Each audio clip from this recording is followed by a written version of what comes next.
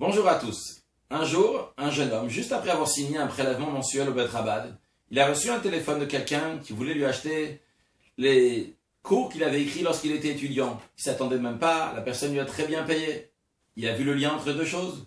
Il y a quelques semaines, j'ai mis une mezouza chez quelqu'un dans son magasin qui me dit depuis que son magasin marche comme ça n'a jamais été depuis des années. Et sûrement, à chacun de nous, c'est arrivé des fois qu'on a fait quelque chose et juste après, on a vu comment c'était extraordinaire, comment ça nous aide. La question aujourd'hui, c'est pourquoi ça marche pas toujours comme ça? Oui, une belle histoire, c'est arrivé. Mais pourquoi ça nous arrive pas à chaque fois qu'on fait une mitzvah, que tout de suite après, on voit le salaire, on voit comment ça marche? Alors, voyons ensemble une Mishnah de Pirkei Avot, Maxime de nos Pères, le deuxième chapitre, la Mishnah 15, Rabbi Tarfon nous dit, le jour est court, le travail est considérable, les ouvriers sont paresseux, le salaire est grand et l'employeur est pressé. Évidemment, Rabbi Tarfon, il parle de Dieu et des êtres humains. Dieu, c'est l'employeur et les êtres humains, ce sont les ouvriers. De même, dans la Mishnah 16, Rabbi Tarfon nous dit, il avait coutume de dire, Rabbi Tarfon, tu n'es pas tenu de terminer le travail, mais tu n'es pas libre de t'en dispenser, c'est-à-dire qu'il faut tout faire pour un maximum qu'on peut. Si tu l'as pas fini, après, c'est pas ton affaire. Toi, tu dois faire ce que Hachem te demande de faire. Puis il dit, si tu as beaucoup étudié la Torah, une rétribution considérable te sera accordée et tu peux être confiant en ton employeur qui te rétribuera en fonction de ton labeur. Mais sache que la rétribution des justes est pour le monde futur. Donc encore une fois, Rabbi Tarfon nous dit que Dieu est un employeur et nous sommes les employés qu'on sert Dieu. Mais après, comme il dit, sache que la rétribution des justes et pour le monde futur. Et là, il y a une petite ou une grosse question qui se pose. Lorsque Dieu nous dit de faire quelque chose, nos sages disent lui-même, il le fait. Par exemple, Dieu il a fait le Shabbat, et après il nous a dit, écoute, moi j'ai travaillé 6 jours, le 7e jour je me suis reposé, toi aussi travaille 6 jours, le 7e jour, repose-toi. Maintenant dans la Torah, Dieu il dit, lorsque tu as un employé, Beyomo titen sraro, le jour même où il a fini son travail, tu dois lui donner son salaire. Donc sûrement, Dieu aussi, il accomplit ça. Dans ces cas-là, lorsque je fais une mitzvah, je fais quelque chose de positif, je fais quelque chose de bien, quelque chose que Dieu m'a demandé de faire, tout de suite après, je devrais voir le salaire. Et pourtant, Dieu, il attend le salaire jusqu'à longtemps. Rabbi Tarfon nous dit ici, mais sache que la rétribution des justes est pour le monde futur. Comment ça se fait que Dieu, il attend tellement longtemps pour nous donner du salaire? Dieu devrait nous donner le salaire tout de suite, à la conclusion. Alors, certains commentaires expliquent qu'en vérité, nous sommes des employés de Dieu pour toute la vie. Qu'est-ce que ça change? Parce que si j'employais quelqu'un, je lui ai dit, écoute, tu travailles par mois, je te paye par mois, par semaine ou par jour. Bien, si c'est par jour, je le paye à la fin de la journée. Si c'est par semaine, à la fin de la semaine. Si c'est par mois, c'est à la fin du mois. Si c'est par an, c'est à la fin de l'année. Et si c'est à la fin de 70 ans, 80 ans, ou bien 120 ans, eh bien, c'est à la fin des 120 ans que je le paye. Donc Dieu, il a dit, écoute, monsieur, madame, tu vas être à ma disponibilité, je t'emploie pour toute ta vie. Et à la fin de ta vie, lorsque tu vas aller au paradis, je vais te donner ton salaire. Donc ces commentaires veulent dire, il n'y a pas de souci, Dieu il accomplit son commandement, puisque à la fin de ta vie, lorsque tu as fini ton travail, tu as fini ton emploi, eh bien à ce moment-là, il te paye. Mais cette réponse n'est pas suffisante, parce que ça c'est bien pour le paradis, mais c'est le paradis, c'est pas le salaire final. Le paradis, c'est juste une petite émanation de ce qu'on mérite avec les mitzvot, les commandements divins qu'on fait. Le salaire final va être lorsque Mashiach va venir de manière encore plus précise après que Mashiach va venir lors de la résurrection des morts. C'est la raison pour laquelle que le Rabbi explique de manière plus profonde cela basé sur le livre du Tanya qu'a écrit le Admour Hazaken, le fondateur de la Chassidut Chabad, Rabbi Shneur Zalman, un livre extraordinaire absolument à apprendre. Dans le chapitre 36 et de la suite, il explique le Midrash qui dit que la raison pourquoi Dieu a créé ce monde, c'est pour avoir une demeure ici-bas. Qu'est-ce que cela veut dire? Quelques mots. Dieu il a créé un monde dans lequel on ne voit pas la divinité. Et il a mis 600 000 âmes juives. Ces 600 000 âmes se partagent en plusieurs, évidemment. Et chaque âme a sa partie dans le monde qui doit élever vers Dieu.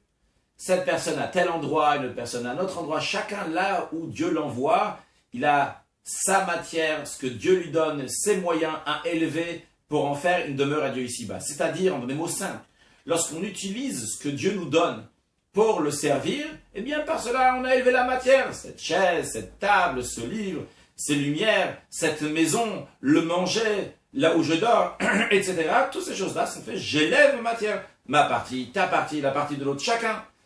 Maintenant, imaginons un grand puzzle. Le monde entier comme un grand puzzle. Il y a 600 000 morceaux de puzzle. Et chacun a son morceau qui doit arranger, qui doit travailler. Et chacun là où il est. Et c'est pas un travail d'une personne.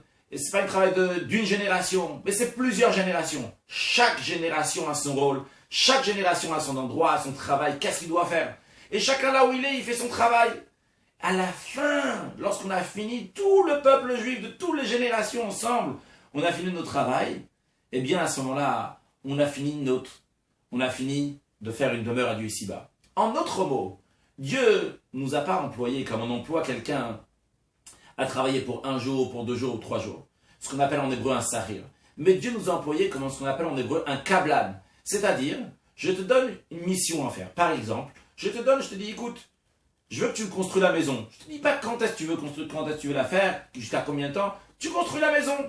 Quand tu l'auras fini, et à ce moment-là, je te payerai. De la même manière aussi, Dieu nous a donné ce monde entre nos mains. Et il a dit, chacun fait son travail. Il y avait la génération de ceux qui ont reçu la Torah, il y a la génération des prophètes, la génération du Temple, la génération de la Mishnah, du Talmud, ce qu'on appelle les Rishonim, les décisionnaires, le Shulchan Aruch, le Code de la Loi, la génération où on a dévoilé la Chassidoute, puis la génération de la nouvelle technologie. Chacun, là où il est, il fait son travail, il élève sa partie, chaque génération, chaque personne individuellement. Et lorsqu'on a tous fini ensemble, eh bien à ce moment-là, Dieu va nous donner notre salaire. Mais la question, elle est, en attendant, est-ce qu'il y a quelque chose ou il n'y a rien? La Torah parle de beaucoup de salaires. Alors, Maïmonide nous dit que tout ce que la Torah elle parle comme salaire, c'est pas en tant que but, c'est en tant que moyen pour pouvoir servir Dieu. Par exemple, si je te dis, est-ce que tu veux travailler dans mon bureau?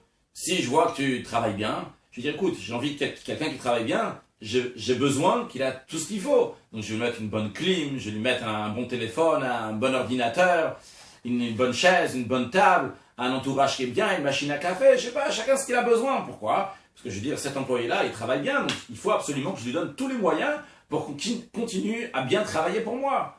Donc de la même manière aussi, Dieu nous a donné ce monde-là, et il nous dit, écoute, si tu vas faire ce qu'il faut, je vais te donner tout ce que tu as besoin pour que tu puisses continuer à me servir. Et après cela, on va partager les choses. Le rabbi dit, on retrouve ça dans la halakha, dans la loi. Si j'ai des œufs, et je veux avoir des poules, donc je donne à quelqu'un d'autre mes œufs pour qu'il va s'occuper à couver ces œufs-là, pour qu'il va y avoir des poules après, etc., tout ce qui peut venir après. Eh bien, et je lui dis après, écoute, quand il y aura les poules, après on se les partage. 50-50. Eh bien, je ne peux pas juste partager 50-50. Il faut que pendant tout le temps qu'il travaille, par exemple, si ça met 1 an, pendant tout ce temps-là, je vais lui donner le salaire de son travail pour qu'il s'occupe que ces poules-là vont couver sur les œufs, etc. Alors, c'est la même idée aussi, la même chose qu'on voit dans la halakha, dans la loi juive. De la même manière aussi, c'est aussi spirituellement. Dieu nous a donné ce monde, entre guillemets, comme ses œufs. Dans les œufs, ça va s'ouvrir, il va y avoir des poules qui vont venir, quelque chose qui va se développer. Il y a déjà un potentiel dans ces œufs.